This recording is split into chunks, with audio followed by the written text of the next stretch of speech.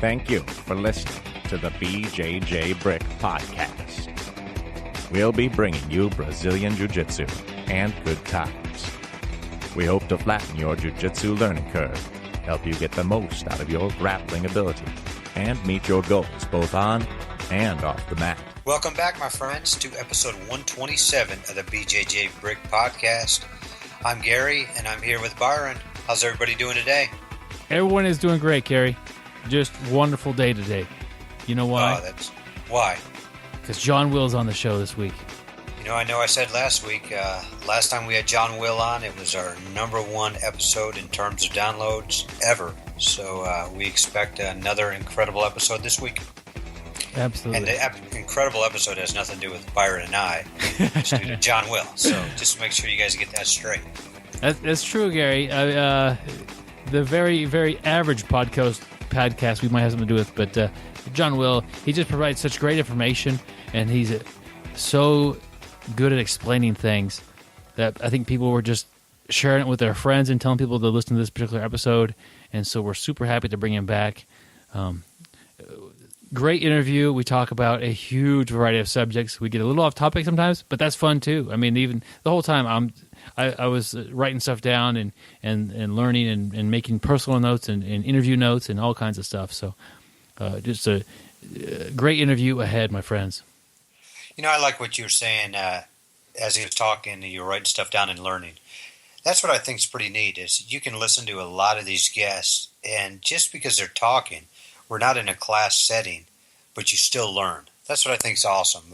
Here these people are giving out their knowledge for free to allow us to learn some new stuff. So definitely do not miss the interview.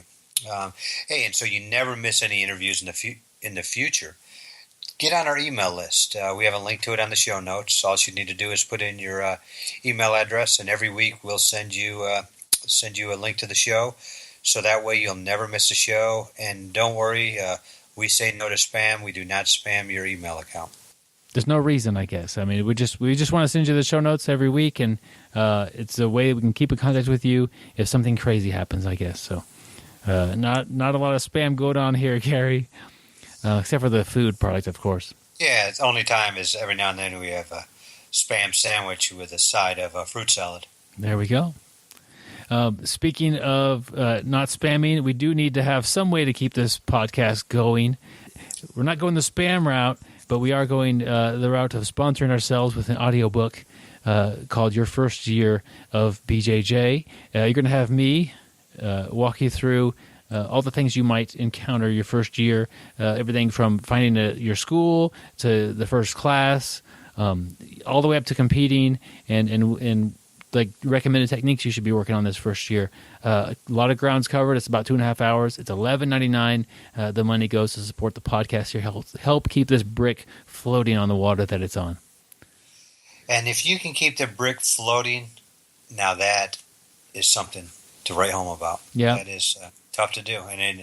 And so far through 127 weeks, the brick has been floating. Yeah, we sell a couple audiobooks every now and then, and it just keeps us going along on the seas, I guess, Gary. I don't know. Yep, we've got little floaties on it, so it's working. But we appreciate every time we sell an audiobook. It really means a lot to us. And you get a little email that says you sold a book, and usually it seems like it's in the middle of the night or something like that. But that's nice, and it's a nice way to wake up and just, hey, we sold the audiobook. That's nice. So we appreciate the pat on the back, my friends. You got to see Byron when he wakes up and sees that an audiobook we sold. He does the Byron dance, and what I think we'll have to do here soon, is take a video of Byron doing the Byron dance, and we'll post it on the show. There we go. And put it on YouTube. Yep. I've got to get all the music tracks together, and it's a rather long dance that takes a course of about 3 days, Gary. But we could do this. I think we can do it. Speaking Definitely of things that you can do, occasionally you might find yourself in a competition setting, and we have some advice this week from none other than Matt Hughes with our quote of the week. Matt Hughes, you might have recognized the name from MMA or wrestling, but amazing UFC athlete. Hall of Famer. There we go. He says, when you lose, say little. When you win, say less. And he was given the opportunity many times to prove himself on this about saying less when he wins. There's no reason to run your competition into the ground and talk negative about anybody or to really brag yourself up. Let your actions speak for what you've done, and when you lose, show some respect, and you don't have to not say anything at all, but don't make excuses. Don't try to get out of it. You put it all out there. You put yourself on the line. It didn't pan out. That's part of the game, especially in a tournament setting. You have 10 people that show up at a tournament. 9 of them will lose at least once. So, just those numbers alone are staggering to think that you're going to never lose, in a match. So just by competing, you're willing to take that. When you win, say a little bit. Or when you lose, say a little. And when you win, say even less. Just good advice, Gary. Yeah, and I think some of the UFC stars today could probably use this quote. Look at it. But Matt Hughes, he just went out. He just took care of his business. There's probably a lot of people he didn't like, but he was always kind of quiet. Never really went too crazy unless you read his book. But he just went out there, handled his business. And as you said, you're always going to lose. So handle that with dignity. You enter a tournament, right off the bat, half the people lose the very first match. So you can look at everybody in that whole room, and 1 out of every 2 people lost that first match. It's going to happen. So, you got me laughing here. You said you're always going to lose. you always could lose. It's definitely a possibility. Yeah, I didn't mean it that way. I tell you what, my friends, you're going to lose because you're a loser. No, it's just a possibility. That's part of the excitement of competing. Yeah, I know what you mean, Gary, but it sounded funny as I'm listening to you. There's always it's almost impossible to go undefeated. If you are, you're probably not going against the right people. That's exactly right. So if you're a white belt and you smoke everybody, okay, welcome to competing with the blue belts. Like, you probably shouldn't have competed with those white belts anyway. And same thing with until you get to the black belt division, if you're just destroying everybody that you're running with, A, what are you learning? And B, you're in the wrong division anyway. Did you come for a challenge or for a medal and a Facebook post? There's different goals. I'm only here for medals and Facebook posts. Well, that could be a deep source of motivation for some people, I believe, and that's fine. Yes. I mean, I like to see people when they do well on Facebook, and it's always nice to see. Even like 5 or 6 years ago, you wouldn't really know how that tournament turned out. And now usually if they do well, you hear about it. And it's always fun to see results on Facebook. But I'm not trying to down talk that. But I don't know. I was just making fun of it. Facebook is great. I like to see how people did, like Byron said, and like to congratulate people. There we go. Yep, I'm with you on that, Gary. Hey, this week we got another very inspirational article, and I know, Byron, you're the one who got this article. Is this from one of our listeners? Did he send it to us? I believe he's a listener, or he's just acting like a listener to get this article some sweet airtime. No, I'm sure he listened to the show, and yeah. So yeah, definitely a guy named Jimmy sent us his article. So he's a listener, and we always tell you, if you have one, send it to us. But we'll put a link to it. It's under sixgunsmartialarts.com. So check it out. But the article is called "Jimmy Starts Jiu-Jitsu: A Before and After Story." And this is, I think, a lot of people can relate to this one. Jimmy talks about, he basically was overweight, wanted to try jiu-jitsu, but he needed to get. We talked about this a couple weeks ago. That people always say they need to get into shape first, and I hear that all the time. I know you've heard that, Byron. But Jimmy talks about 3 years before he wrote this article, he met a guy named Kevin who was teaching jiu-jitsu in his garage, and Jimmy's buddy was training, and kind of talked to Jimmy, and Jimmy decided to go watch some classes, and he watched the class, and he kept watching some more, and finally he gave it a try, and here's a guy who wasn't in shape. he was talking about how he weighed 380 pounds. And a little background on himself, he said he had Crohn's disease. He was diagnosed with Crohn's disease that year in March. He was on 2 different high blood pressure medicines. He was in poor cardiovascular shape, and he even said he couldn't play baseball catch or football catch with his son without losing his breath. He smoked, and like I said, he was weighing 380 pounds. But this guy, he tried it. He watched some classes and probably gained, just from watching the classes, he probably gained a little confidence. It's hard to jump in that first one, but the neat thing I liked what I saw was he kept going to classes, even if he was just watching. He got more and more comfortable, and finally he stepped onto the mat. And he was talking about when he was a kid, he had tried traditional martial arts, and he was talking about how they were cliquish. There was kind of, the higher belts, were too good for everybody, and they just worked with themselves, and the lower belts just did random katas or drills over in the corner where nobody really cared. And what he thought was so cool about his school, Six Guns Martial Arts, is everybody, the higher belts, were jumping in and helping the brand new guys. He said there was no egos. Everybody, got to roll and practice the arts. And he was like, man, this is unbelievable. And he that camaraderie you get on the mat. He got a whole bunch of friends, new group of friends. And, I kind of know what me and Byron were talking.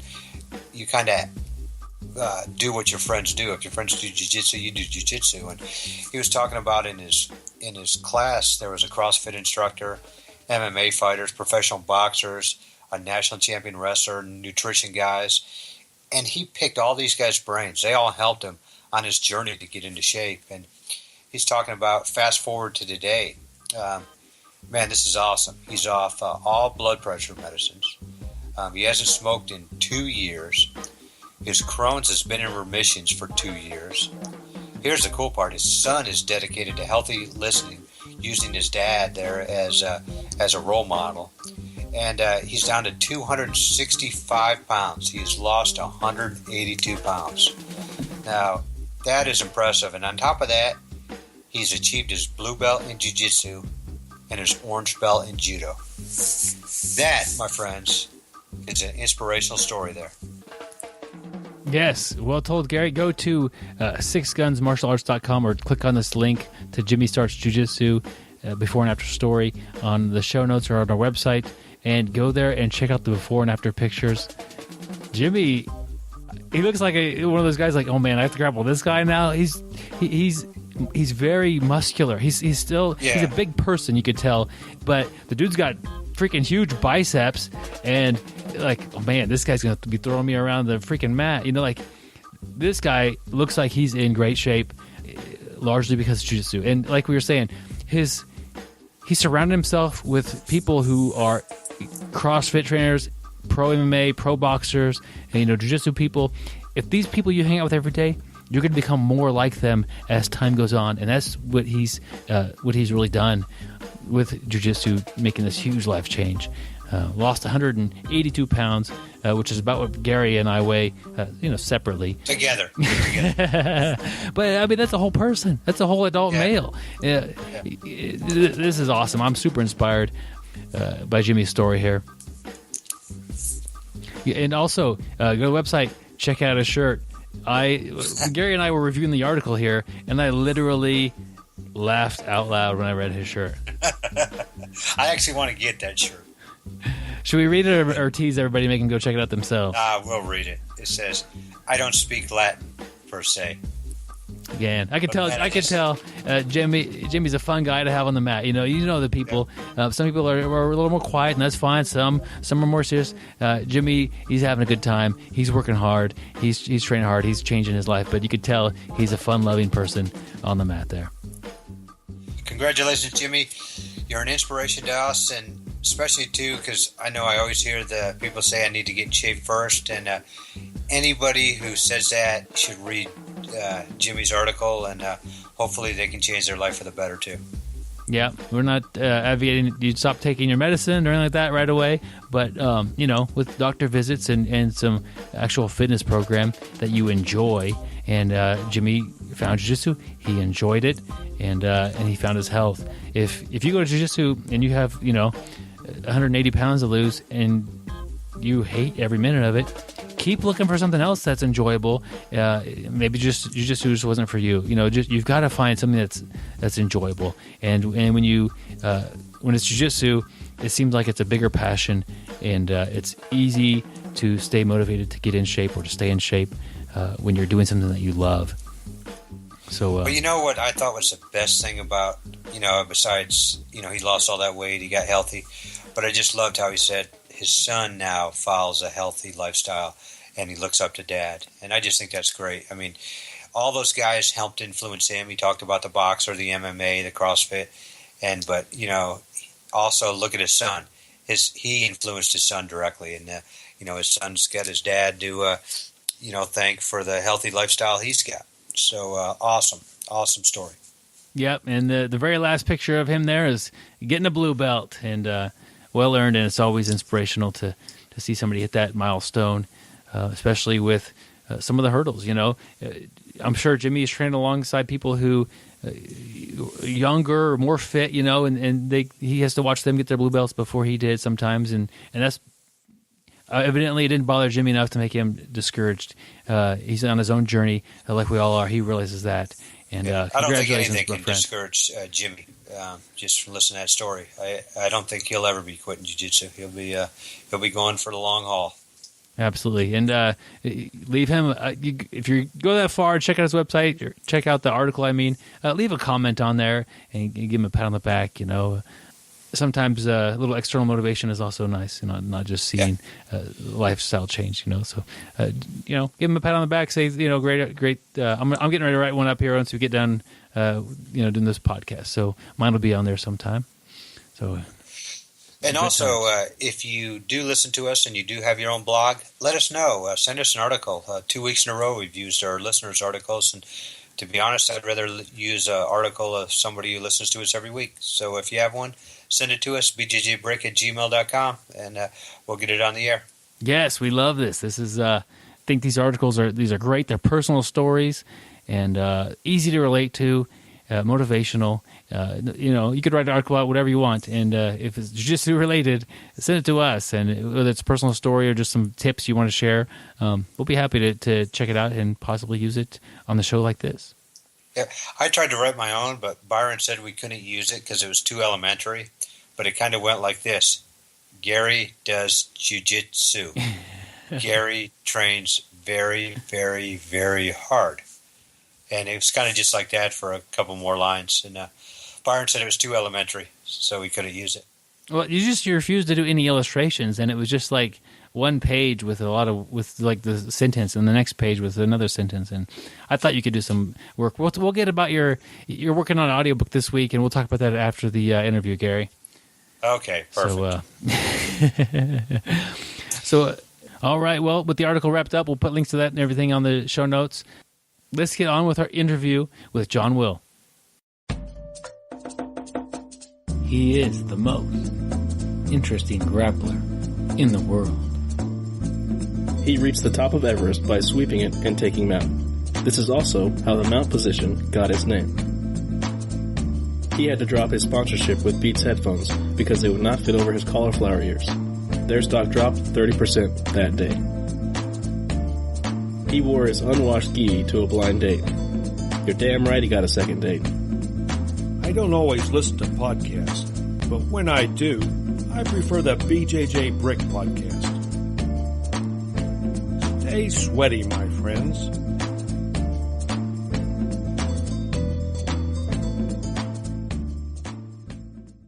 All right, my friends, I'm happy to bring back John Will to the BJJ Brick podcast. John, it's been a little while, but we're happy to bring you back. How have you been?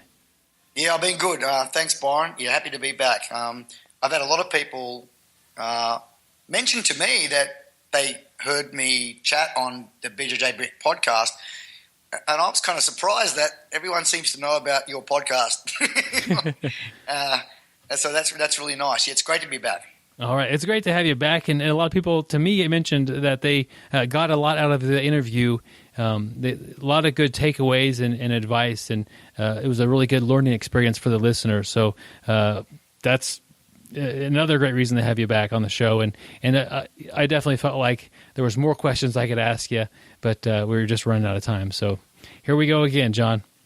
Yes, sir. Could we do? We can't assume that everybody has heard your first interview, although I do recommend it. They go back and listen to it. It's online, easy to find. But can we get like a little bit of a short history about who you are, where you're training, and what you're up to? I live in Australia, down south in Australia, in a town called Geelong, small town, regional town.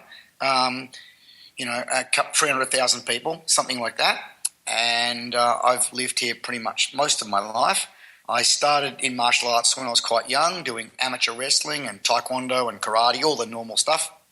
And then when I finished school, I went overseas and kind of inspired by the writings of Don Drager, I traipsed around Southeast Asia and India and Japan and Thailand and all of that stuff for maybe 8 or 10 years and, training in different martial arts forms. And part of that, during that, trying to fund that, I started the magazine, Australian Martial Arts magazine called Blitz. It didn't make much money, but it made me enough to keep me, travelling and training. And while I was editor of that magazine, I heard about Brazilian Jiu-Jitsu. One thing led to another. Found myself hooked up with Higan Machado and all of his brothers, and started my BJJ training back there in 1986 or 87. And I've been doing that ever since. And now most of your students are in Australia, or do you travel quite a bit and teach all over the place? I do travel. I do about just over 100. I think last year I did 115 seminars, which is a little bit over the top. So I travel pretty much every second weekend. I'm on a plane and doing seminars, in different states in Australia, because there are a lot of schools in the association that I started, BJJ Australia. So there are a lot of schools there. We have 70 members. They're all autonomous schools, and I take nothing for that. I'm just I do. I get something out of it. I get the network, which is better than having your hand out for fees and grading fees and all that stuff. So I've created a network which has given me a good living, right? Teaching seminars and all of that. So I've created a lot of black belts throughout that network throughout Australia, and also overseas. I've taught a bit, in America. I've got a black belt up in Seattle, Brian Johnson, and another one over in Cincinnati, Jeff Roberson. So there are a couple of black belts that have, wanted me to give them a black belt. So over many, many years, I've been making sure that I get out to those schools when I'm in the States.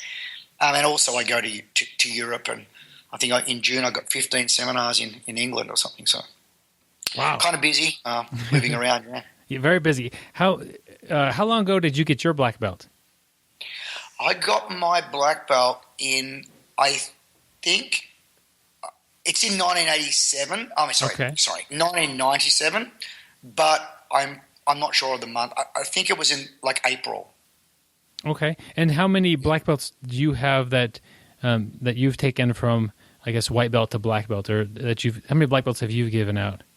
Probably 90, around that number. It was better when I remembered exactly. Yeah, it's kind of embarrassing not to be able to say 93. But it's around 90 something. Yeah. Okay, that's cool. That's a huge impact on the jiu-jitsu there. It sounds like mostly in Australia, but all over different places in the world. Yeah, but mostly in Australia. And it sounds very McDojo-ish, like 90 black belts, what are you doing? But please understand, that's over 25 years, so. And not all of them are directly from me. They didn't all come out of my school, Byron. It's like some of them have been black belts of mine, and then they've made their own black belts now. So they're up to like a second generation black belts. So I'm counting that. What is that like? I can't even really comprehend that, but kind of how does that feel, or what's that? Is that like, I don't know, help me out. I don't think about it much, but I guess it's nice. Like someone had to do it,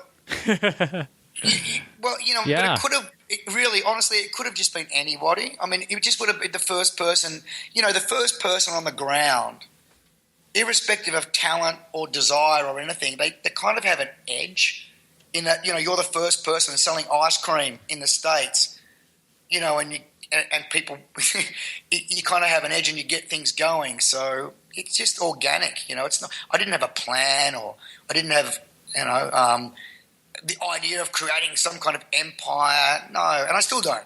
I just do my training, and time goes by, Byron. That's a big thing for me. Time goes by. You do something for 25 years, whether it's save 10% of your income, whether it's work on your relationship, it doesn't matter what it is. But if you do something for 25 years, you're going to see results. Almost, I used to say everything's a 10-year plan. But I actually think everything's about a 25-year plan. Something like that. the long-term run of things. Yes. You mentioned like a second-generation black belt.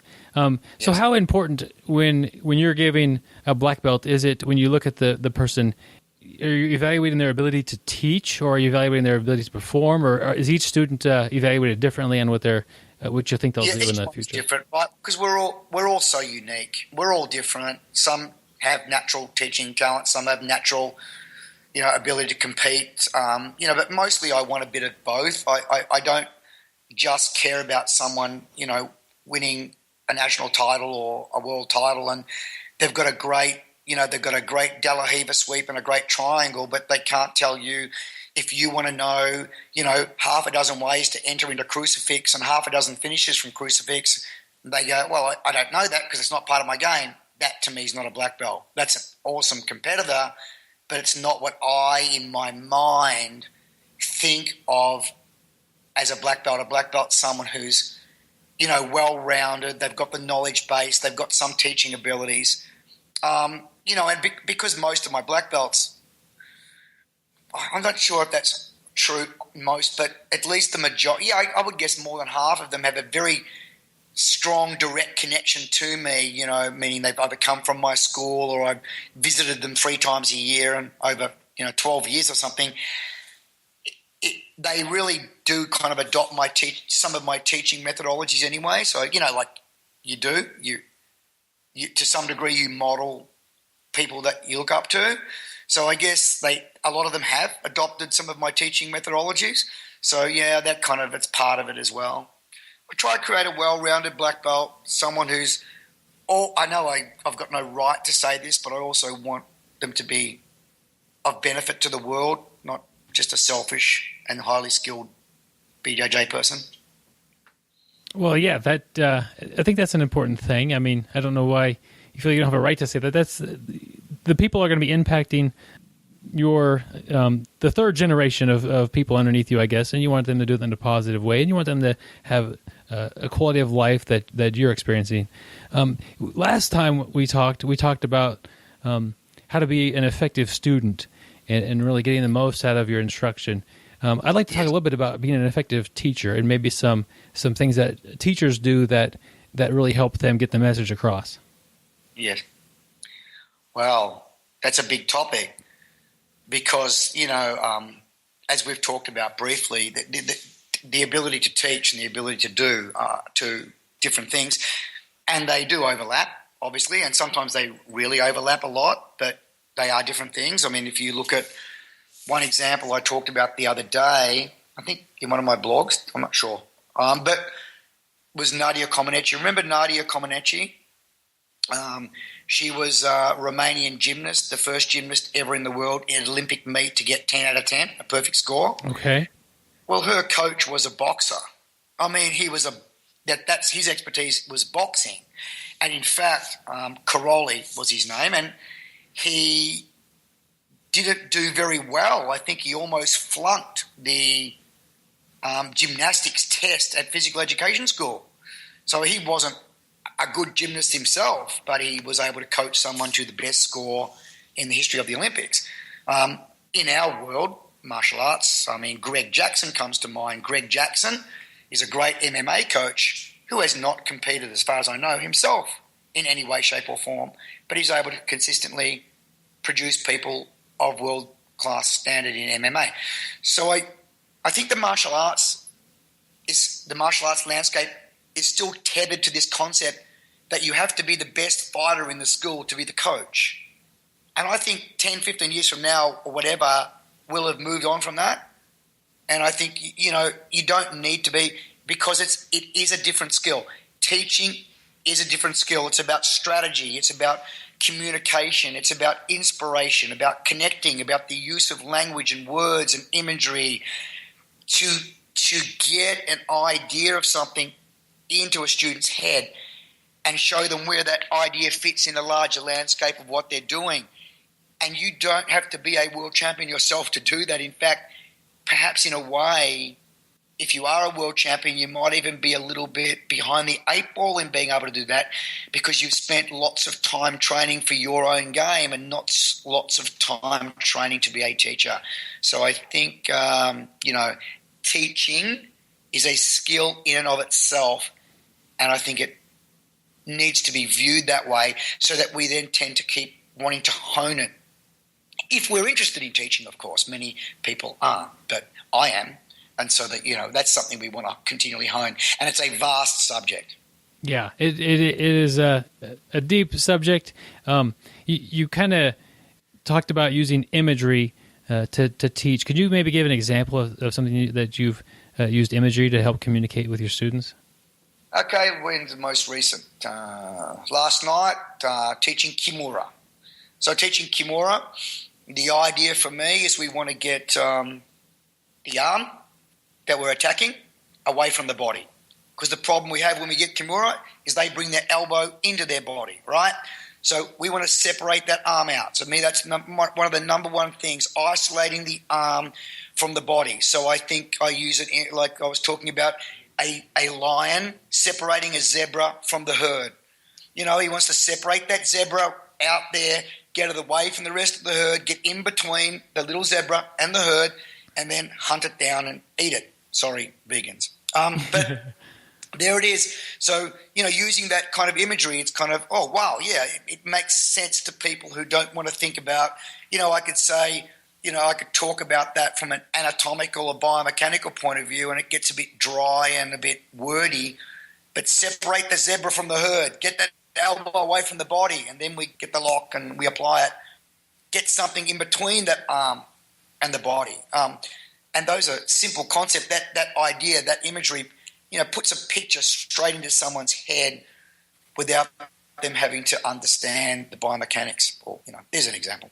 It seems like to me when I'm trying to pick up a move that is fairly new to me or totally new to me, remembering what was told to me when I learned it is a difficult thing to do sometimes. Like, I'm doing something. Clearly, I'm doing something wrong. I'm not getting this Kimura to happen.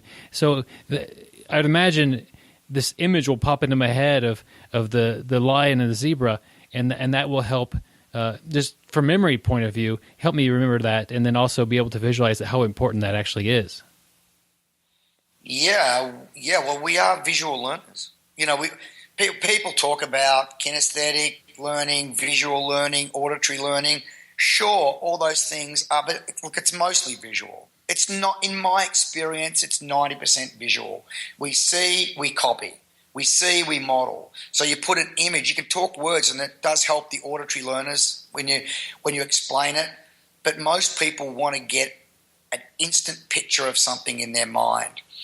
But that coupled with understanding, like, I don't know, what's an example?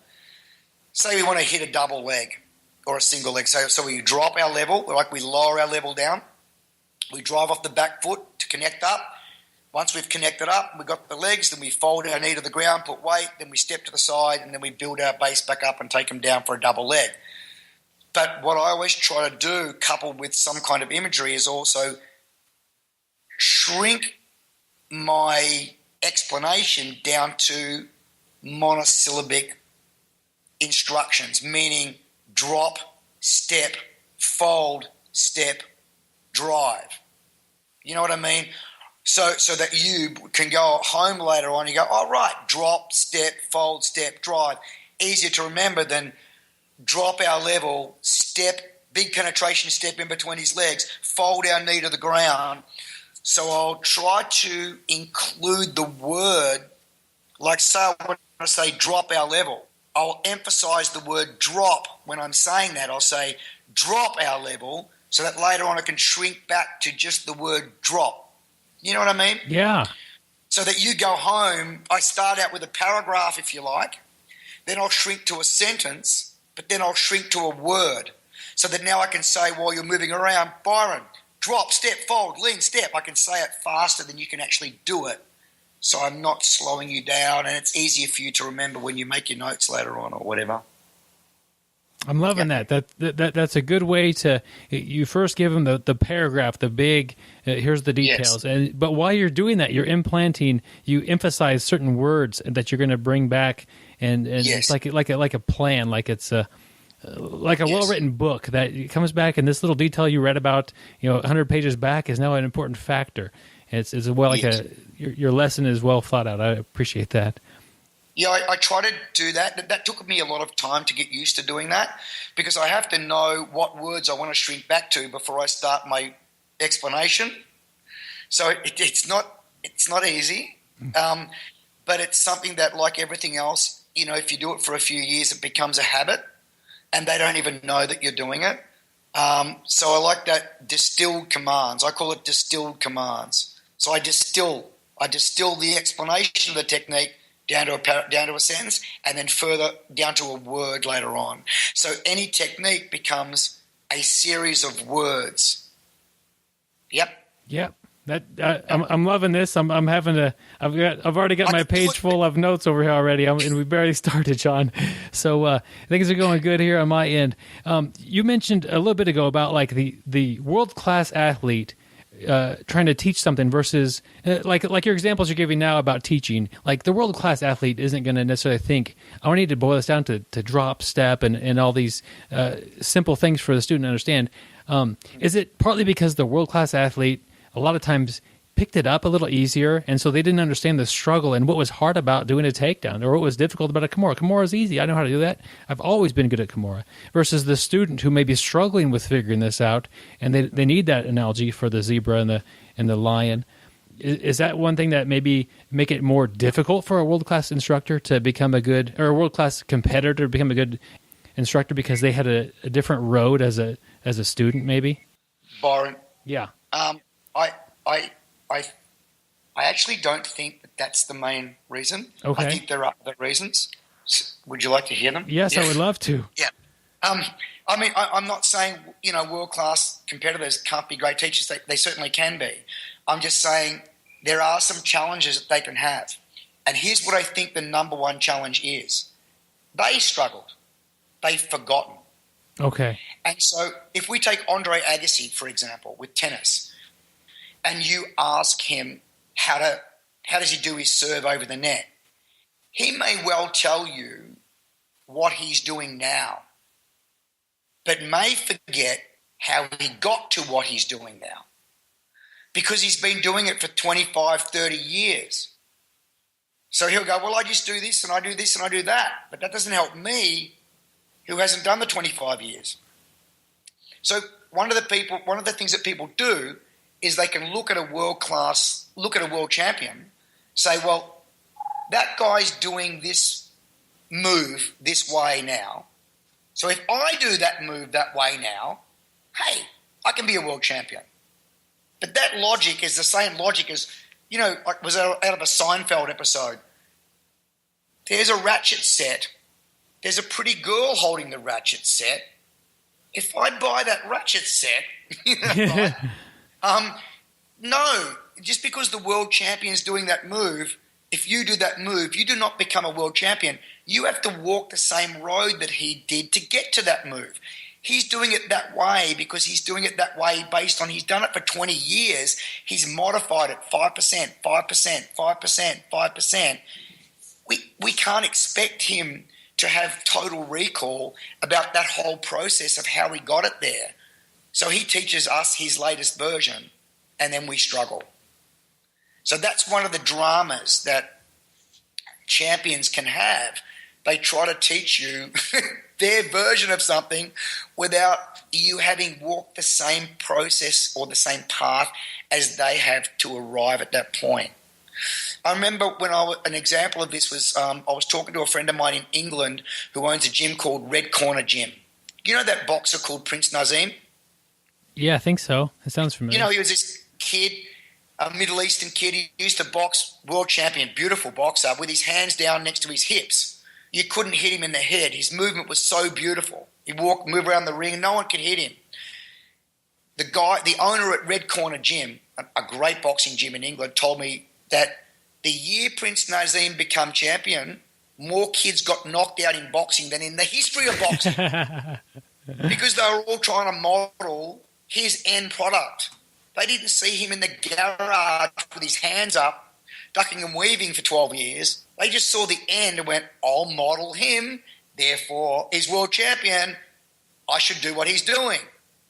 Right? You see what I'm saying? Yeah. So we have to walk the same road. We have to do the same thing and acquire, to some extent, the same kind of level of experience in someone's ability to do their reverse triangle, their kimura, their people look at Keenan Cornelius and go, well, Keenan Cornelius is great. He's doing worm guard. I'll do worm guard. Therefore, I'll be like him. No. You need to, if you want to do that, look at what he was doing when he was a blue belt and kind of, follow the progression the same way. Maybe you can do it more quickly because we have the benefit of what he's contributed and his explanations, but you have to walk the same path. So that's one of the dramas I think people have. That is I love the boxing example that people started trying to do what this boxer was doing, and they were just getting knocked out, like a record of knockouts because of Classic. Yeah, I mean, it says it so clearly that this was not working for the people that were trying it, and they just didn't understand what was really behind that, what was at a deeper level. And I keep wanting to go back to your blog. Where can somebody go to see your blog? They can go. I don't know. bjj.com.au, I think. I think it's bjj.com.au. Is that right? If you go to bjj.com.au, AU for Australia, you'll see my blog. There's a link to my blog. Yeah. There. Yes. That's how I get to it. And right. We're talking about like a deeper level of things. One of your blog posts talked about a tree and kind of comparing that to jiu-jitsu. Can you explain that to me a little bit? Well, I think that one of the cool things about today that didn't exist 25 years ago is the internet. So, it's awesome, right? Because I can get on right now and go to Marcelo Garcia or Keenan Cornelius or John-Jacques Machado or Higgin or anyone who's got something that I think, gee, they do that, I'd like to be able to do that, and I can see it.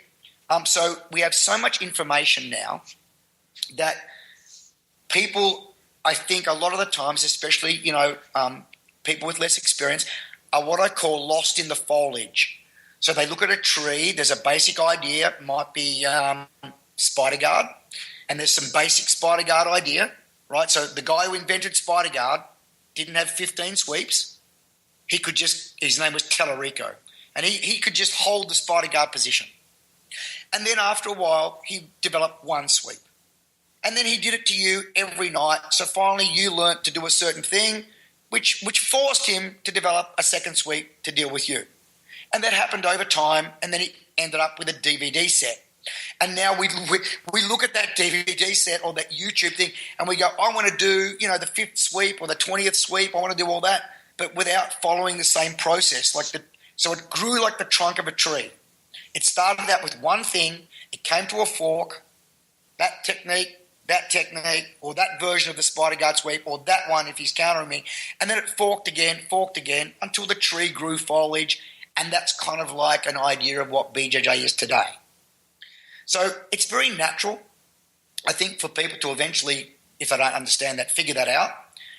And for their gaze to be drawn ever upward and into the foliage. What's the latest thing? What's the newest development? What's that? But what's interesting to me is that below ground with any tree, there's a root system that is at least as intricate. So I think of that as the fundamental or invisible part of jiu-jitsu. Where to apply weight, on what part of the lever, when, in what order, when we do a certain sweep, think there are 3 or 4 processes perhaps. What are the firing order of those processes? In which directions are we pulling? So the invisible parts. So I understand why people go out into the foliage. It's interesting. And I want to be interested. And I want to be entertained. And I want to be mentally stimulated. But all I'm saying, and that's cool, but all I'm saying is you could also be mentally stimulated by looking at things you think you already know really well, but looking more deeply into it. You know what I mean? I think so. Instead of looking for the next version, always looking over the hill for the next best thing, maybe it's right there. But you can look down as well as look out. Right? So I like to look down as much as look out. It's easy and natural to look over the next hill. What's the next shiny object in this ADD world we live in? What's the next best thing? It's easy to keep doing that. It's less intuitive to just go back to the thing you think you already know and really look at it again through our new eyes, our new black belt level eyes, and go, wow, hang on, I never thought about that, and you've just improved that by 5%. So sometimes drilling down and looking at the roots of the tree is equally rewarding as to climbing up into the branches looking for the next best evolution of a move. Something like that. Yeah. There's a lot there we could talk about, all the way from the developing the trunk. I like how you kind of explained spider guard, how at first it was somebody could hold the spider guard. That's it. That's what we're doing here. I'm going to get here, I'm going to hold it and try to pass, but you're going to have a hard time.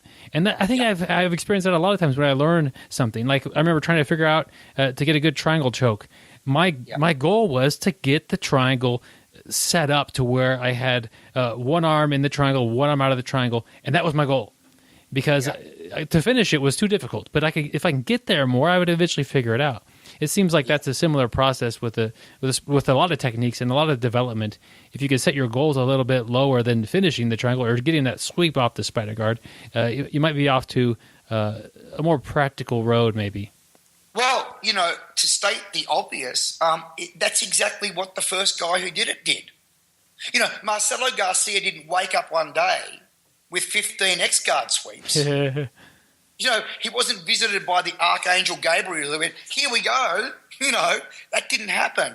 What he did was lift up his butterfly hook because he had a butterfly guard, sweep the guy to the back corner. The guy's leg went up there and he went, I think I'll grab that. And he grabbed it, put his other foot in, and he held the guy for a bit and went, that's cool. And then that kept happening, and then he developed one sweep. And then over time, another sweep, and then another sweep, and now you can go and buy the DVD set. So then people come in and go, I want to do the whole DVD set. Whoa, Marcelo's the best guy on the planet at that, and you're telling me you want to jump to the end without doing what he did, which is just get it? You know what I'm right? So it's a little insane. So that's part of the teacher's challenge, to have a nice balance between giving the students what they want and actually giving them what they need. Yeah, that's a great example, and it's easy for me to understand and to think about my own development. As I'm looking at this tree that we're talking about and describing and relating it to jiu-jitsu, what would be like, and maybe this isn't going to go anywhere, but sometimes a branch will fall off its tree. A lot of times the tree will lose some leaves and grow new leaves later on. Can you maybe relate that to maybe development of jiu-jitsu and changing things? Lots of stuff are dead ends. Like you come up with an idea, right? And lots of great discoveries have been done by accident, and they've been great. And then lots of planned expeditions have come to nothing. But that's all part of it, right? That, like there might be... you've got this move. You do it all the time in your mat. They get to know you, so they come up with a very weird way of stopping you doing your move, but you're emotionally invested in the move, so you have to come up with a way to get around their weird way of stopping your move, and it ends up in a really weird place, like down the rabbit hole that has no relationship to the real world or maybe even to competition. But, you've let that evolution run its course. So that might be a dead end. That branch might drop off. But then you'll back up and you'll get, you'll go down another branch which will take you a lot further. So I think that's kind of natural, and it's all just part of the exploratory process, and it's all good. We've talked a lot about quality instruction from the teachers. You just kind of talked about a little bit about having a teammate and going off some rabbit hole with a technique and maybe exploring it to a point to where it's really past being practical. But how important is the quality of your teammates versus the instructor that's there for development of the team? I think they're both a really important part. To me, Byron, to everyone, whether they know it or not, they're creating a culture on the mat. Everyone's got a culture. It's just what kind of culture. So I want to create a culture that if I drop you in there, you kind of can't help but learn because everyone's there for you. Here's what's an interesting idea that I try to get going on my mat. You come up and join my school. You are not there for you, which sounds weird and it's counterintuitive because clearly you are. But I say, look, we've got to try to get to a point where in my advanced class, you're not there. Byron is not there for Byron. You're there to help the other 25 guys on the mat. It sounds like a bad deal until you realize that if they're all on board with the same idea, you got 24 people there for you. They're not there for themselves. So that's really cool because they're there to help you expose holes in your game and then fix them. So I think it's hugely important that the students are all about that. Now, a purely selfish fighter, usually they're a bit of a drama because they're not on board with that idea. They are clearly there for themselves. They are not there for other people. They don't fit into the culture of my school very well. Are you talking about like an MMA fighter is typically, or just the competitor jiu-jitsu style of person? I can't really, either, but it's just that at some point, if you really want to get somewhere, you need other people to help you. So you need to be there to help them. So, fighters, like professional fighters, tend to be a little bit more selfish than people who are hobbyists, let's say. So at some point, I think they just need to get on board with we need to all help each other. The better you help your teammates, the better they are going to be to then, wrestle you or roll with you or spar with you, and then the better you'll be. So we have to help each other out, and that's something that I've seen gyms where that's not going on, and it's 10 guys trying to kill each other in a small space, and it very rarely gets to a really high level because the environment isn't rich enough. What you want is 100 people in that environment with a huge cross-section of skills. And then if you're in that environment, it's easy for you to become inoculated against a wide variety of skill sets.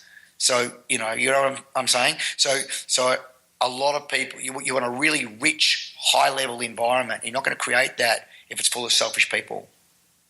Yeah, and we're not trying to just lump all fighters into one category and all, but I'm kind of picturing a room of friendly grapplers who, when you make a mistake, you get done rolling, and they'll show you, hey, here's what I did. Here's your mistake. You did this. Next time, try to do this instead. Versus a room where you might learn from the roll.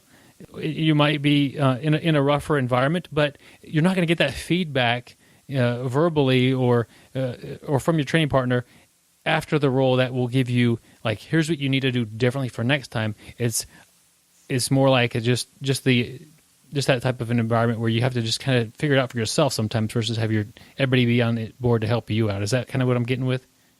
Yeah, exactly. And I'm not being judgmental about it. I'm just saying that's what I want. right? So, Yeah. Other people might want something different. That's cool. They can do what they want. I'm just saying, for me, that's the environment I'm trying to achieve. And even with our little kids, I don't teach the kids classes. My wife teaches them. But one of the early games we play is a game I made up called Sharks and Tuna.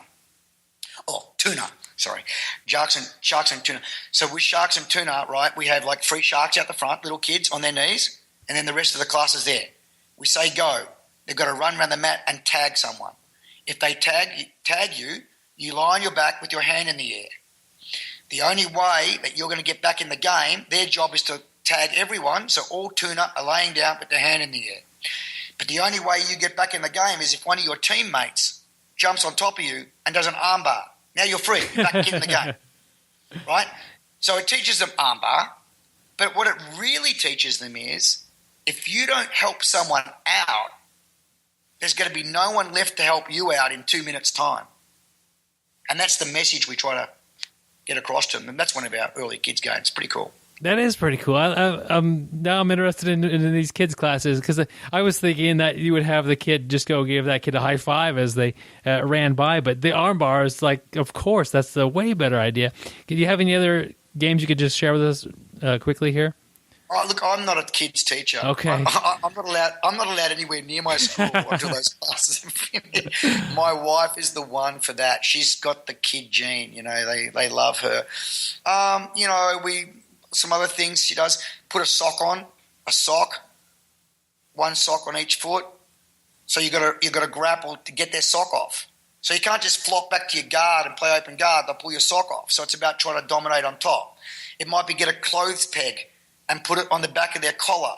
So now you do the opposite. Now you've got to use your feet to create distance so they can't get the clothes peg and pull it off your collar, right? So there's all kinds of things you can do to kind of emphasize a skill. Like the sharks and tuna sharks and tuna for American audiences.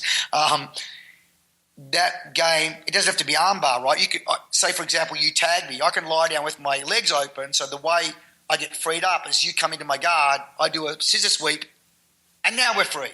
So you can just use it to, work on any skill that you've just been taught. Yeah.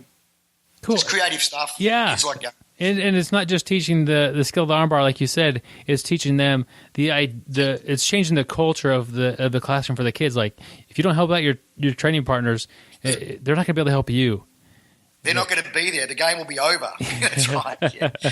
Oh, that's cool. I picture a lot of this going on all over the place because this sounds like a great activity to help kids understand multiple concepts and yeah, cool. I'm glad you shared it with us today. Because we always want, well, when I say we, I mean it's important for me where I am in my life. I want people to take something else away, not just the omoplata setup. I want to relate it to life. I want to relate it to, because the idea would be that they got the most leverage out of their jiu-jitsu training, meaning that they can lever the learning and the principles into some other aspects of their life. So their life is improving beyond just their ability to fight. That is important for me right now. Whereas when I was 30, it wasn't. It was, no, it's just about being able to beat the guy in a fight. Well, that's a pretty narrow way to look at the world. I mean, who cares, You're going to wake up one day and go, wow, that's an awesome cabinet of trophies that I've got. Then you're going to be doing that in a one-bedroom apartment by yourself, staring at that trophy cabinet. That's a pretty sad outcome. So I want the complete opposite end of the other side of the bell curve from that. I want their life to be replete with understanding, joy, success, happiness. So I always try to relate what we're doing on the mat to some other aspect of their life. And I think people appreciate that at my school. Maybe my school attracts people who appreciate that.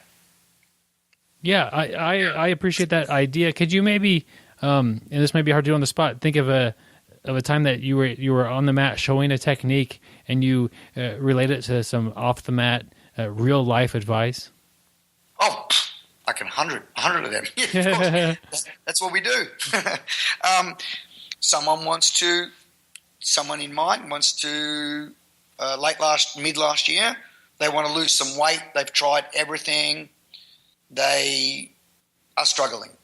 So what's their goal? I asked, what's your goal? Oh, I've been wanting to lose 20 kilos for 4 years. Okay. So how do we get out of side control? Because when I saw you underneath side control before, you did not get out in 10 seconds. But what you did was you got a bit on your side, and then you got a little bit of an underhook, and then you got on your side some more, and then you could move your hips some more, and then you could sneak a knee through and you could snag a half guard. So you didn't escape from side control, but what you did do was improve your situation by 5%. And then you did another 5%. And then you did another 5% until you were out. So I know your goal was to get out of side control, but that's not how you did it by focusing on the goal. You focused on improving your situation by 5%. So with the weight loss, why don't we do the same thing? I know you want to lose 20 kilos. I don't care about that. Can you lose 1 pound? 1 pound by the end of the week. A whole week, lose a pound. All you got to do is modify one meal. Eat Mars bars for breakfast, but modify one meal a night. And by the end of the week, you'll lose a pound. You've improved by 5%. Repeat that for 20 weeks, and we're there. Yeah, that's a great way, and I think it's a great example because it's a common goal for a lot of people who are on the mat. I also want to lose weight. I also want to become more fit, and those goals seem like sometimes that they're impossible. It just doesn't happen, and it's like having the goal of being a black belt when you're starting jiu-jitsu. That's not your goal. That's too far out there. Yeah. My goal was always just, can I turn up for the rest of the week? I've had weeks like that too. I just want to get to Friday. You mentioned, that's a fair enough goal. There's nothing wrong with, look, even the people, some tribesmen in Africa with no internet have worked that out. There's an African saying, how do you eat an elephant? And the answer is easy, one bite at a time. Yeah. So, forget about the whole, I think people can have, have you seen the book, The Secret? I think I've heard of the book. Yeah, good. Don't buy it. Okay. The Secret. If you think about the goal and you keep intention on the goal, the universe will manifest it for you. What a lot of bullshit. Excuse my Australian. But, thinking of the goal and having that goal planted firmly in your mind and staying focused on the goal is going to achieve nothing.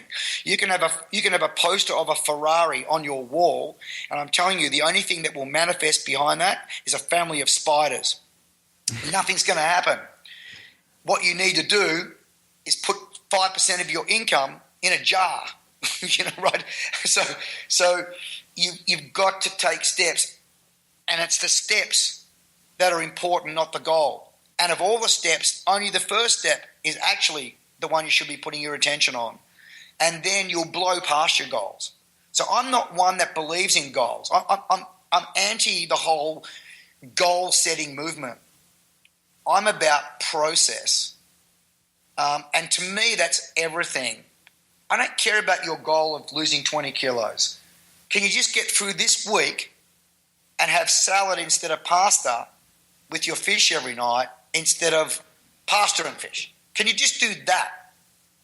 Because if we do that, you're going to lose a pound or two, and then we just repeat and we repeat and we repeat, and then one day we look up and we've gone, oh, I've lost 35 kilos. Pounds, whatever. So to me, I'm about process. I'm not about goal fixation. And it seems like the times I've been able to implement that sort of thing into my life, after a few weeks, I've made the adjustment. It's not a big deal anymore, and I'm looking to make another small adjustment in my life and really kind of ramp up what's happening to me. Yeah. You change one meal, and then I'm used to having that sort of a meal, and now I could also have a smaller, a little bit less ice cream opposed to my usual amount, and that's, I'm used to that amount of ice cream. You mentioned a little bit ago about escaping side control, and you said that you didn't get out in 10 seconds. Yes. I kind of keyed in on that because I want my students to be able to escape quickly. I think that that's an important thing that sometimes students don't realize that a quick escape is a lot better than an eventual escape, although both are nice. What would be a way to explain that to where people could really stress, I'm in side control, get out now versus wait around and to see what happens? Okay. Well, actually, Byron, I would like to. I don't want to put like my thoughts in your head. I mean, because we all have got different ideas. But natural fact, I think we're talking about two different things. Okay. Getting out quickly, I think, is much more about prevention and improving our position incrementally, little by little, is more about worst case scenario. Okay. Right. And I think they're two very different things. So, preventing, you're passing my guard, and I say, well, it looks like Byron's getting past my guard. I better set up for my escape before he consolidates his side control. That's going to send me down the path of what you would call a quick escape. Okay. But then there's something very different. Byron's got his side control fully established on me, and I'm in the worst possible, with no frame, nothing in between, worst possible scenario. Now it's about incremental. And they have two very, very different things. It's like saying, I guess, one's surgery to fix a problem and one's avoid the problem by eating this way and doing this strength and conditioning training. They're two very different things, but they're both equally important. Right? I want to do prevention rather than cure, but I also would love to know that, Cedar Sinai is just down the road and that really good surgeon's there. I want both, and it's important to do both. Yeah, I agree, and I like the way you kind of took it apart and explained it to me in a better way. I do stress that if I'm going to pass your guard and it's going to happen and it's very close in time to happening, get your arms ready, get your frame ready to go so you can get out quickly. But you also need to be able to get out when you're stuck in side control and you're not in a good position. And those are two different things and two important skills. I totally agree, and I like the way you separated that out for me. Yeah, we used to call it in the hole training. So I'd get in the hole, and you'd establish whatever position you wanted to the best you could, and then I've got 2 minutes to get out as many times as I could, if at all, and then your turn was in the hole, and so we'd often do that with 3 people. So I'd get in the hole, I'm underneath, you get your side control. If I escape, the other guy gets on side control on me. If I escape, then you get back on me. So you keep tag teaming on top of me for X amount of time, 2 minutes, 3 minutes, 4 minutes, 5 minutes. Then we switch. Someone else goes in. That's really cool. It's an old school drill we used to call in the hole training, and that is specifically training for worst case scenario, which is not what we want when we're rolling. Right? To be clear, our job is to avoid that at all costs. But it does give you confidence. So what I would say about in the hole training or worst case scenario training, it's a confidence builder. Really does. If you can get out of the worst case scenario, wow, how happy are you then? How confident are you to try anything you want when you roll? Because if it goes bad, you can get out. It's one of the things, even though I'm kind of loath to speak for him, but Jean-Jacques Machado was extraordinarily good at that. The urban myth is that he didn't attack for 4 years when he was quite young. He defended. He learned to escape every single position, and then no one can hold him. So now how confident is he at doing, a jumping omoplata? Because if it all goes wrong, what does he care? He's going to get out. Whereas if you're not confident of escaping, then you're going to second guess every attack you're going to do because you're going to be worried about the downside. So to me, it's like having a trapeze net. If I've got a trapeze, do you call it trapeze? Yeah. If I've got a trapeze net under you, you're going to try all kinds of tricks up there in that stuff up in the sky. But if I don't take away the net, what are you going to do? You're going to be very conservative and you're going to second guess everything because there's a very bad outcome if you blow it. So we want to build a trapeze net for ourselves on the mat, and that is escaping worst case scenario. Well, that's cool, and that's a very good drill that you shared with us about developing your escapes, because a lot of times when you're rolling, you don't get put in those positions if you're one of the more advanced students, and so that'll be definitely an area of weakness for you in the long run. Yes. But putting yourself there in a drill is a great opportunity. I think a lot of times, you've mentioned several drills already, but I think a lot of times people hear the word drill and they think they mentally image two people doing arm bars for 5 minutes straight, back and forth, arm bar. And this type of drill with a little bit more a live sparring aspect of it, like we're going to drill this position, we're going to drill bad situations and not repetitive actions. Can you talk a little bit about the difference of those and maybe the place of each one or what you think about them? Well, drilling a technique is a little bit different than drilling a situation. So, a situation is not an armbar, Yeah. So that a situation is different. It's kind of like exploring different ways to get out of a cave system. We're deep underground and there's 3 different tunnels. We've got to systematically find which is a dead end and which way is a way out. And it's almost, whereas the other way, like doing the armbar is almost like finding your way into the cave. It's way easier to go in because you're just going down, doing things, but finding your way out is different. So it's, I make a distinction between situational rolling and drilling a technique, which is just developing the gross motor skills at the start, and then the fine motor skills, and then the awareness of the biomechanics of the move. That's quite different than situational sparring, which we used to do. I guess it was 50-50, something like that. Half, those two different things. They both have an important role, but they do different things. They do different things, yes. Because it's too easy. Say you and I get on the mat, right? We roll around for 5 minutes. It's very difficult to remember all the things that happen in that roll. But one of the things that Higan Machado used to say is, you've only got to wrestle for 30 seconds before you'll find a problem. Why not fix it? If we're trying to learn, I get in there, you pull me to Z guard or something, and I have a little bit of a drama with it, then it's worthwhile trying to fix that problem rather than somehow I get past, then it's onto the crucifix, now it's on a omoplata, then I jump over, then you pull worm guard, then all these different things. And so at the end of the 5-minute bout, the only thing you and I remember is the last 20 seconds. We don't remember the other 15 bits of drama that we had. So that's a lost opportunity. We could have, we could have looked at any one of those situations and worked on it. So it's never hard to find stuff to work on. Roll for a couple of minutes, and if you're honest, you'll find all kinds of stuff that you had problems with. Pick one, and then put yourself in that situation, and then both work it. See what happens.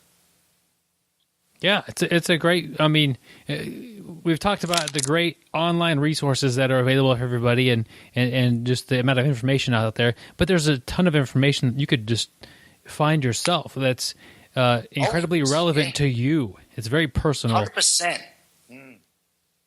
So that's true, because we are, everyone's smart. Some people are more smart than others, but it doesn't really matter. Everyone's smart enough to figure stuff out on the mat, provided that you don't blow past it. We can figure it out. We weren't all waiting around till some guy invented how to make fire, and you and I were all shivering until it got to where we were. No, we all invented how to make fire. We're like all over the planet, and we all figured out how to put our shoes on, and we are all capable of solving problems. But the key is you've just got to not blow past the problem. You've got to be willing to marinate in the problem with a cooperative training partner long enough to figure it out. And there's 2 of you to figure it out. Come on. It's not hard. Yeah, it just seems like that versus watching the world champions and trying to emulate that activity. that may not be really that relative to what you're actually able to do and what you're doing today. Versus when you have a teammate, we ended up here, I got confused, let's figure out what's good for me.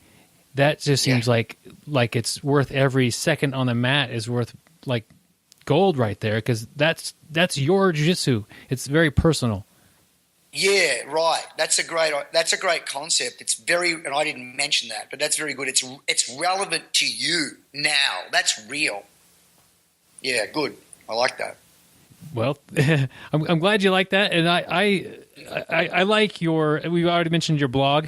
You have. I just want to describe it just briefly from what my perspective of it is.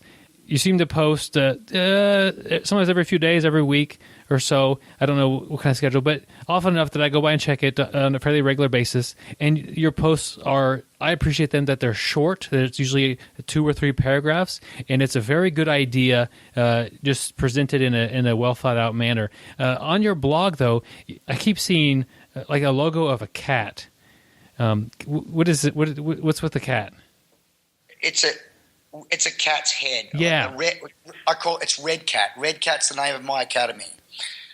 My academy is Red Cat Academy. It started out a long time ago in Indonesia. My name was Meong, which is Indonesian, Balinese for cat. That's my nickname over there. Because I used to live there on and off for like 8 years. And one day, I don't want to go into it too much, but I was a different person back then, you got to understand. Yeah. And I came back to training with blood all over me, and there was a few of us covered in blood. And the person who was trying to clean us up said, "Wow, it's Red Cat today," because it was red. And so it's always been in the back of my mind. And I've just recently rebranded my school from the old name, which was like Black Belt Studios, to Red Cat Academy. And Red Cat because it was my old nickname. It's just nice. Our football team in our hometown is the Geelong Cats. So there's a tie-in with the Cats. But my personal reason for Red Cat is, and this is what harks back to my original nickname, is 9 lives. You got 9 lives. How can you still alive after what just happened? So, and my life has been a little bit like that. So, a cat, you have that saying in America, cat has 9 lives? Yeah. Yeah. So, cat, 9 lives. And the way I think of it is not so much 9 lives or, you're lucky to get out of that one, but it's more that we should be open to the idea of reinventing ourselves as human beings as we train. So what you want as a 20-year-old should be different as a 30-year-old, as a 35-year-old, as a 40-year-old. You shouldn't be thinking about jiu-jitsu the same way as a 50-year-old as you thought about it as a 20-year-old. What's important in your life as a 55-year-old should be different than what was important in your life when you were, 30. So I think we should all be open to the concept of reinventing who we are, what's important, where we want to put our time, what we want to achieve, and that's a constantly evolving thing. So therefore, Cat, 9 reincarnations of yourself, 29 reincarnations, 109 reincarnations, and that's what it means to me. We started this talking about you look at things not even on a 10-year scale, like I think you said 20 or 25 years out, and in that amount of time, you're going to make a lot of changes, and you need to expect that, I think, in your journey, because even the jiu-jitsu I'm doing that I did 10 years ago is not the same as what I'm doing now. And if I wanted to I heal a lot slower than I did 10 years ago. So I need to consider that when I'm rolling. I don't want to be sore tomorrow or even next week from what I'm doing. And when I was younger, I wouldn't even be sore at all. So like my expectations are changed. I need to know that, and versus like get hit with that as a defeated person and I'm too sore to train anymore. And so kind of maybe I don't know if that's a good example or not of the 9 lives example, but just change the way I look at myself and keep doing the things that I want to do, or change what I want to do. that was about an approach. So your approach to jiu-jitsu or life or earning money or health or exercise or diet has to keep evolving and changing. But also what you want to achieve, what do you want to get out of it, why are you doing it, that wants to change. You might have started out wanting to break people's arms, but in the end you might want to learn to solve problems. In the end you might want to understand more about, making small gains. So what you want out of it is also going to change and evolve as you go on. So I think we need to be willing and open to the concept of continually reinventing ourselves. That sounds good. And cats are tough. You talk about 9 lives. I remember when I was a kid, the neighbor cat was missing. So everybody looked for the neighbor cat, can't find it. And several weeks later, we find it was locked in the shed, and it was perfectly fine. No food, no water for like several weeks. And maybe it was getting food somehow, but it's just, sometimes they do have 9 lives. I'm not advocating do that to an animal, but it's just the idea. Some animals, some cats are just tough animals. So, well, I kind of went a little off topic there, and I want to go more off topic, but like in your area. You mentioned last time that you do some backpacking. You'll throw a backpack on with some gear, and you get it with a buddy, and you'll just head out and experience the world that way. Could you just tell me like a little bit about what you do when you go backpacking? I love doing that. That's one of the things I do. That's my, rejuvenation. Rather than going on holiday, stay in a hotel. That's my rejuvenation. I like to go out in the wild and be self-sufficient, and and get to some pristine environments where there are no other people, and I'm just out there. I just love that. It re-energizes me. I've been doing that for 35 years or something like that. Now it's all with technology. I've got my pack down to about, 20 pounds, which is very light compared to it used to be like 50 pounds. So, very small tents and a super lightweight pack. You can get at REI and stuff like that. They've got lightweight packs that only weigh 2 pounds now. So you can get all your kit down to a very small bundle, which means you can jump and swim and run and leap. You can do all that stuff. So it's easier. The walking's more pleasant. So I like to go to places.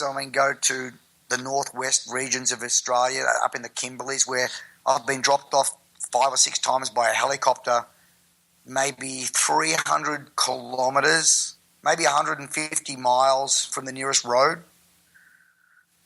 Which is difficult to do in America. I think in the contiguous United States, the place that is furthest from a road is in the middle of the southeast corner of Yellowstone National Park, I think, in the contiguous. That doesn't count Alaska.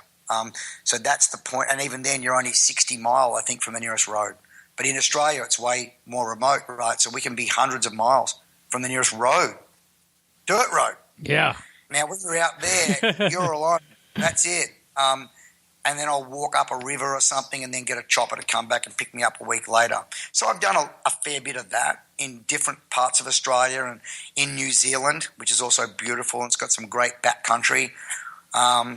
Very little in America, but something in the Sierra Nevadas a couple of times. But I want to go to that remote southeast corner of Yellowstone, and then I'd like to do some stuff in Alaska, obviously. Mongolia.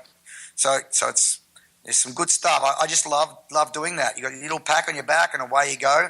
And I have an agenda. I like doing fly fishing.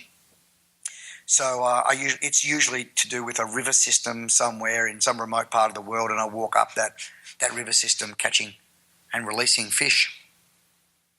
Okay, last time we talked about this, and we didn't know if this would be of much interest, and it turned out that people were interested in this, so I want to go a little deeper. You do fishing, so I'm guessing you're eating the fish. Are you drinking right out of the stream, or are you filtering water, or how do you take care of those needs? Most of the time where I go, it's pristine, so you're drinking out of the stream. There are no cattle and no farms and no humans. And that's where, like on the Appalachian Trail or the Pacific Crest Trail or something, there's so many people on there that you've got problem with human waste contaminating the water and giardia and stuff like that. But where I go, that's not my number one rule is I don't want to see another human being. I cannot do that. So I'm going to places where I can drink straight out of the water, no problem. So I don't have to take a water filter or a pump or anything like that. So usually it's pretty cool. What was your other question? You're eating the fish and catching your food, basically. Sometimes, but 95% of the time I catch and release. I'll catch them and I'll put them back. A lot of the time, because I'm catching trout, I believe them to be a precious resource. So something that survived 7 winters of spawning, going up, doing all that, I don't want to kill that thing unless I have to. So I pretty much take my own food. Most of the time I take my own food in my pack, vegetables and pasta and porridge and things like that. And I do that. But I might, if I'm out for a week, I might eat 1 fish, something like that. Okay, I'm just trying to figure what's in your pack. If it sounds like you're quite a bit of food actually is some of the weight that you're carrying. That's most of the weight. So that was one of my reasons for originally. I remember David Meyer, who you've done an interview with, one of my very best friends in the world, who's getting married this May. All right. I'm coming out for his wedding. It's going to be fun. So David and I went hiking in Yosemite Valley. He took a watermelon and 4 books. What's the comedian's name? Carlin, who died a little while ago. But David's struggling all day, like he's sweating and he's dying, and I've got like a 15-pound pack, and he's got a 35-pound pack because he's a vegan. So he's got lots of boxes of soya protein, soy. Yeah, soy. Tofu. He's got boxes of tofu, a watermelon, a cantaloupe. So we finally roll up. I say, we're going to camp here. I couldn't believe what was coming out of his pack. Oh, my goodness. So having a really lightweight pack and getting your sleeping bag down to a 1-pound sleeping bag, getting your thermarest down to just use a 3/4 very small thermarest and a tent. If you get all that stuff down, it does leave room for some luxuries like a book and a watermelon. But the food is the trick. That's the hardest thing. So I usually like to take pasta because uncooked pasta, it's heavy, but it doesn't take up much room because it's not just the weight, but you've got to be able to fit this stuff in there. So, out of 1 big packet of pasta, you can get 3 meals out of that or 4. And then, things like dried tomatoes and dried olives and stuff take up very little room, and dried mushrooms, and they're very lightweight, but they can make that pasta really hearty and healthy. So there's, you think it through. Custard powder, that's a good one, right? Doesn't take up much room, but boy, that's pretty nice. Have a hot bowl of custard at night time there. So that you can get that stuff down so you can fit it all in there with a bit of thought. I began by doing a simple idea. Can I half the weight of everything? Get my toothbrush, snap it in half. Right, and just do that with everything. Instead of the metal cup, plastic cup or titanium cup. And you start going through that process, and you can make a 30-kilo pack, a 15-kilo pack. And that just makes the walking and the jumping and the leaping and the swimming just that much more pleasant because it's about, enjoying the experience, not torturing yourself. Okay, 150 miles from a road. How does that change the way you think about certain things? Like if you get injured or if you're lost, you're not just a little bit lost, but you could be really lost. Like, what changes in your mind? Don't get lost. I've never been lost. I couldn't imagine that. I do have a really good sense of where the hell I am. But it does change you a little bit. Look, to be completely honest with you, I've just been in denial about all the bad things that could happen. No, really, I have. Yeah. And I've forged ahead, and all kinds of weird things have happened to me. But it's only the last few years. Now I'm being a bit more responsible. So the last time we did a big trip, we actually took a satellite phone, an Iridium phone. So you can Iridium phone. You don't have to buy one. You can hire it. It's no bigger than your normal cell. It's like the little old cell phone of maybe 8 years ago. Okay. Like a handset that you have in your house. Yeah. It's about that big now. So it's easy. You can hire it for $100, $90 a week or something. It might be cheaper in America. And so there's you've got that. And that's better than having an EPIRB or something, that's only like You're going to use it or not. If you press it, helicopters are going to come, or you don't use it. If you have a sat phone, you can call up and go, hey, listen, I ate this thing. I'm feeling a bit funny. What should I do? And then they can say, well, just lay down and see if it goes away. You know, you can get advice, or you can do things like that. So I'm going to take one of them from now on. I've done it once, and I think that's going to be my new plan. Yeah, sounds like a good safety plan. Yeah, I think just be sensible. I never used to do it, and we had snakes go at us and crocodile leap at me, and you know, be washed down a river and fallen off a cliff. I've done everything like that, and just 9 lives, I guess. But I think I'm up to my 8th, so I'm getting a sat phone. Yeah, that the trapeze net is kind of been taken away a little bit on number 8, and you have to be a little more careful. It's wearing thin. Oh man, can you think of a time that you were out and you forgot a critical piece of gear and how you overcame that? No. Okay. My wife just reminded me. The nearest thing is I've been dehydrated. I've looked at a map, and there's been a if I walk along there up on that ridge line, I get to this. There's lots of streams. You know, every 2 kilometres I'll have water. That's good looking at the map. As it turned out, those streams had all dried up till there was nothing, and they were all flowing into a river, but the river was in a gorge that was so deep I could not climb down. So I was dehydrated. It was like 45 degrees, I don't know how it's Celsius, well over 100. Yeah. And I had no water for 8 hours. It doesn't sound like much, but now I'm not thinking clearly. My brain's not working. And that was one of the scariest experiences I've had. And it's happened to me twice, where I've been severely dehydrated. So it's not gear malfunction, but it's just that. And that's very, very scary because your intelligence disappears. You know, it's like your IQ drops from 140 to 60. And, yeah. You know, you're going, oh my goodness, I can't figure out whether I should try to climb down that little ledge to the water with my pack on, or should I take my pack off? And that decision alone takes you 35 minutes to figure it out.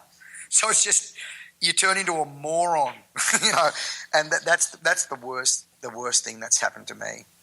It kind of, to bring it back into jiu-jitsu, it's like not doing that drill that it put you in a bad spot, you know, and you get in a bad spot and it's foreign to you, and your jiu-jitsu intelligence goes down. You're not, you know what to do, but you just can't get your body to do it, and the situation is a very difficult spot to be in.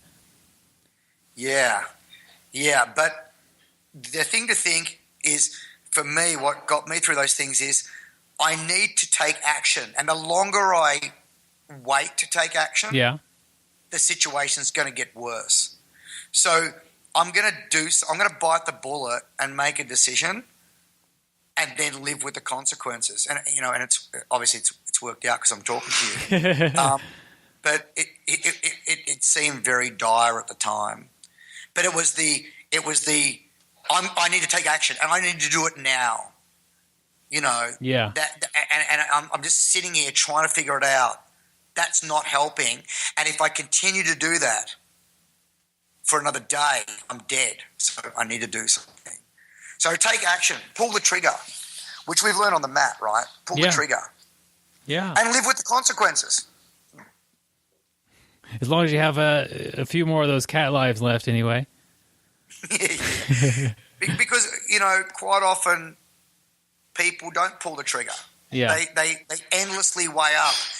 And this can happen, the smarter you are, the more you're likely to do that, Byron. So if you're a smart guy, you can tend to go, well, there's 327 reasons why I should. Oh, but there's 328 reasons why I shouldn't. Oh, but there's 329. And you endlessly do that and not take action. Whereas someone who wasn't so smart might just do it. They'll pick left or right and do it.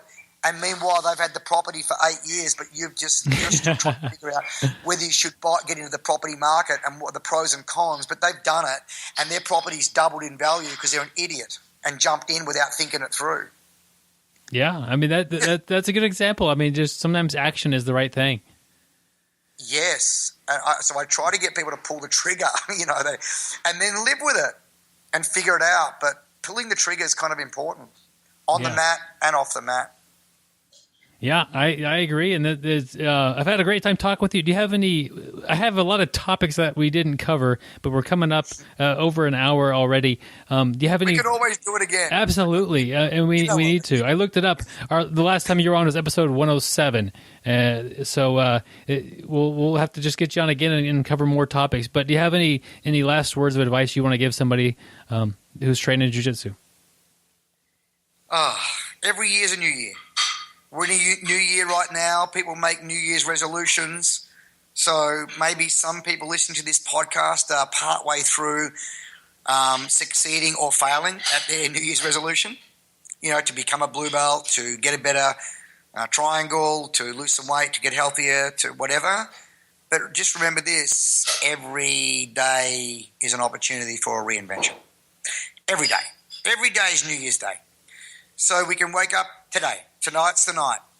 Tomorrow's the day. So it doesn't have to be a special day, January 1st. Every day is an opportunity to reinvent the way we approach our training, to reinvent what's important to us, to reprioritize our goals, to forgive, to whatever. So it's all, every day is a new day.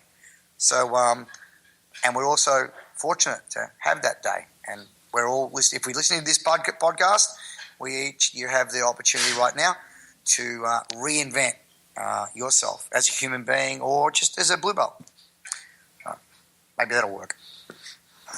Absolutely. Thank you for the interview today. And I've had as much fun as I did the first time around. And I'm sure that the audience gained a lot of great information from you today. Great. Thank you very much, Byron. Well, I'd like to thank John Will for taking the time out to talk to us and drop some knowledge to our listeners here. I'll tell you, the part that I would love to do, I like where he talked about, really not jiu-jitsu related, but he talked about his adventures he would do. When he talked about, taking a helicopter or getting dropped off, 100 miles from any road or village, and just a backpack and his buddy, and they would just get dropped off and find their way back, and just whatever came in front of them, they would enjoy and just have some fun out there. But that's something I think I would like to do if I was with a guy like John Will and knew what he was doing. Probably not make it out, but that's like every kid's. Every kid has thought up that in their mind, wanting to do that, but how many people actually do it? Very, very, very few. John's one of the few. But when he was talking about that just piqued my interest really big right there. Yeah, I've done a little bit of backpacking, and backpacking is different than hiking. Hiking, you go somewhere and come back before the night. Backpacking, you have your stuff with you, and you set up a camp, and you sleep, and you deal with food and water and that sort of thing. But the reality of this. This is hard. Like he's so far out there. He luckily with the I don't know luck, but today's modern day and age, satellite phones and those sort of things, he's able to get help if he needs it. And in Australia, everything can kill you in Australia. Like you got taipan snakes, you got the brown snakes, you got everything out there. Any spider is going to be lethal. Spiders, they're all crazy. Saltwater crocs. Yeah, I like our. We got a couple of rattlesnakes over here, Gary, and I guess a cottonmouth and a copperhead, and those are about all we have to worry about for killing us. Yeah. But I guess those are kind of bad too. But it just seems everything's like the top 10 poisonous snakes. They're all Australia. The top, I don't know. But I think the idea of it sounds fun. But in reality, I think after about a day and a half, I would become pretty darn tired and want to do some jiu-jitsu and want a pretty good meal. So I think I would tap out earlier than you would, Gary, on this sort of an adventure, hoping to make it maybe 3 or 4 days and then just want to be home, sleep in a bed. I'm a wimp, I guess, Gary. John should write a book on that, and I think I would definitely read it. I hope John's still listening to this because we talked about this a little bit at the last interview we did, and I was like, bring cameras, bring a little video camera, and film like a little bit of a journal of what's going on. People would love it. I mean, get like a GoPro camera. Yeah, just record 10, 20 minutes of video each day, and then you can boil that down to whatever you think is good to watch, and do your little adventure with John Will. That'd be so fun to watch. Yeah. He's been doing this for a long time, and here in the U.S., I mean, we've got all those shows just like this, Naked and Afraid, Dual Survival, and he's been doing it for longer than that. And like you said, if he just put it online, think every jiu-jitsu guy would jump on it. It's John Will. It's like, well, who would miss John Will? Gary, for the listeners out there, and I'm sure a lot of them have heard about this, Gary has been trying to get me to do Naked and Afraid with him for a long time, and I just have been refusing to play along with that reality show.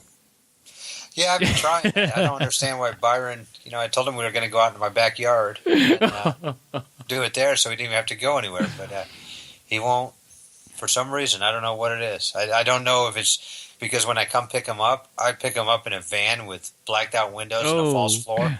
That might be it. And the van says free candy on it. Oh man, Gary, that would be a terrible reality show with us on there, but I would definitely be afraid. I don't blame you. Gary, that would be a terrible reality show that nobody would gather around and enjoy, but people are gathering around and enjoying our various social media outlets, YouTubes, Facebooks, and Twitters, and that sort of things. So that's where we could be found and contacted pretty easily. Also, bjjbrick@gmail.com is an easy way to get a hold of us. And we just like chatting with you guys and seeing what's happening in your part of the world. Yeah, and don't forget to tell your friends about our podcast. The best way to get our podcast out there is for you to tell your friends. And like we were talking about Jimmy's article, you get that camaraderie with everybody you train with, and you normally all like the same stuff. So share our podcast with them, and hopefully they'll like it too. Yep, and I think that's what caused a lot of the great success with the last interview with John Will, is because people were just saying, "You've got to listen to this." I highly recommend this, and people literally told their friends about the podcast, and it really helped us get some growth. And because of his, John Will being who he is, really people enjoyed hearing from him, I think. So, and I know that's the same with this episode. Yep. I've tried to tell all my friends, but in all reality, I only have two, and one of them's on this show. So that's why we need you to tell your friends. There you go. Speaking of telling friends, a great way to tell people anonymously is to write us a review on iTunes. Go on there, and it's just a way to people will find our show and see, hey, what's this about? And they'll check that out in the review area. And if they see your review and it's kind to us, hopefully, they'll be more interested in it. We appreciate all the 5-star reviews. We appreciate any of the reviews we get. If you live in the United States and write us a review and make it kind of funny, and there's plenty of examples to read on our reviews page that are like poking fun at us or just being silly about jiu-jitsu or podcasts in general, you write us a funny review, send us an email at bjjbrick@gmail.com, and I will mail you out a small BJJ Brick gi patch right to your address that you provide in that email. So just our way of saying thank you, and we appreciate the funny reviews. And occasionally we'll read a nice funny review on the air as well. And it'll get you entered for Review of the Year. So don't forget that. Yep, that's going to be an annual contest, the Review of the Year. Annual means every year. So just in case you didn't know that. So John Will is on the other side of the world from us. He's in Australia there. Gary and I are located in Wichita, Kansas, which I describe as 2 above Texas as far as states goes. But if you happen to be in the Wichita area, send us that email at bjjbrick@gmail.com. We'll be happy to spend some mat time with you if it's at all possible. And it's always good to train with the listeners.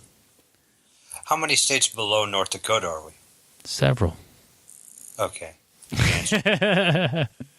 Oh, Gary, you're putting me on the spot there, and I don't know, 3 or 4.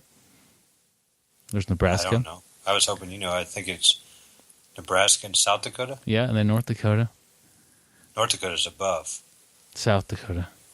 Yeah, so we They got didn't South flip Dakota, them. Nebraska, and then us. They Maybe? thought about flipping them, but it just Yeah. wouldn't have made any sense. Well, because one's north and one's south, it wouldn't make sense. Yeah. You'd have to switch their names. Yeah, this is all true. Well, none of that was true actually, Gary. Okay. About the name flip. But Name flip. this isn't the BJJ Geography podcast, Gary. We're talking about bricks and We did have the brick-like book objects. podcast a few weeks ago. Yes, we did. And this is the time of the show when the music kind of comes on and tells us that Gary's going to be It's talking time to end about. the show. Time to end the show. Not quite. You want to take another guess? Time to my ebook. There you go. Gary's working on an ebook, and if you're new to the show, welcome to the show here. This is the portion of the show when we'll throw an ebook title to Gary, and he will come up with some substance and hopefully produce this book well within a week, and it will be available for sale or download. He's yet to produce any ebooks ever, but not this one. I think this one will get made, right, Gary? Sometime I'll make one. Not sure if it's going to be this one. No, Earlier in the show, we were talking about you trying to make a kid's book, and part of the problem was you just didn't have a good title. You know, you didn't have the illustrations, which you're working on that now. You've got an illustrator. I think it's your son. I'm not sure by the quality of the work that maybe it was him a few years ago, because he's quite the artist now. But the book now is called Go, Gary, Go.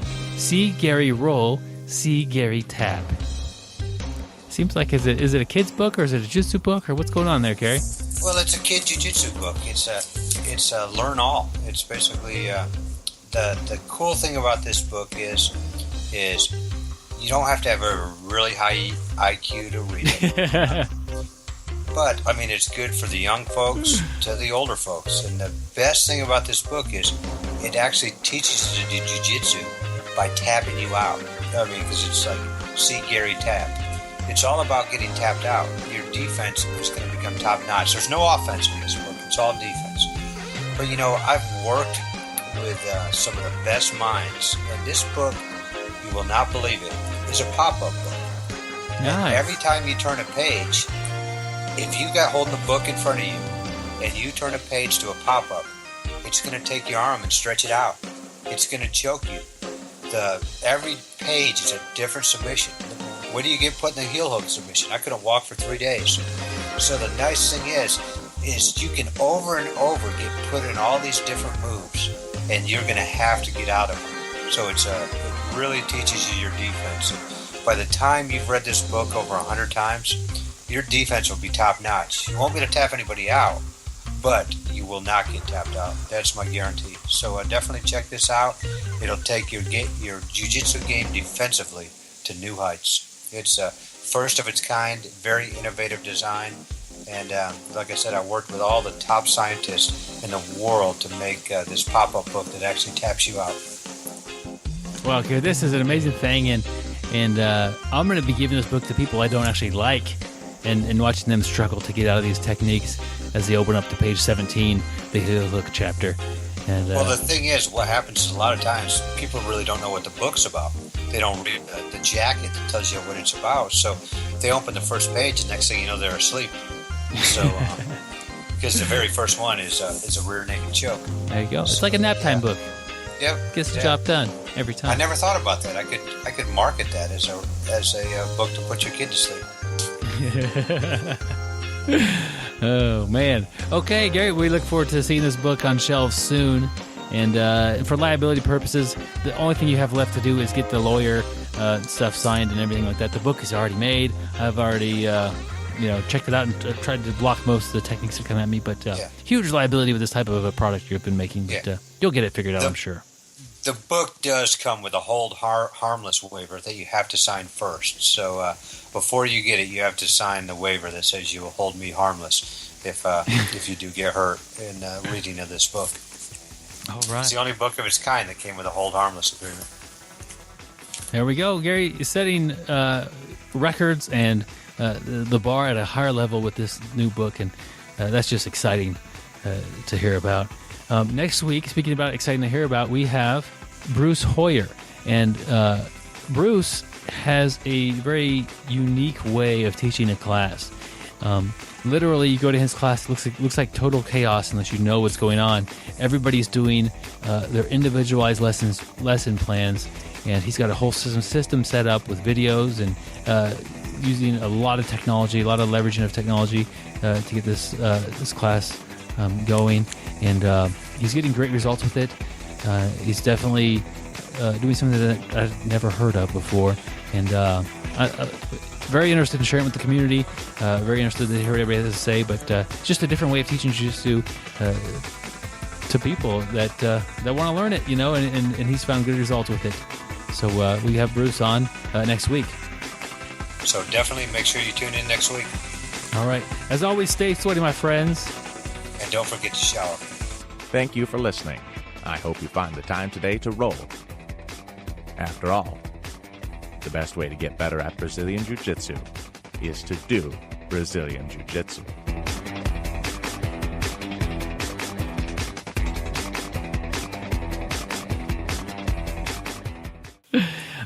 If speaking about terrible reality show ideas, if you want to share one with us, probably the best way is to get a hold of us with our Facebook account, BJJ Brick. Damn, I butchered this, Gary. Speaking of terrible reality shows, we have okay, man, I am struggling.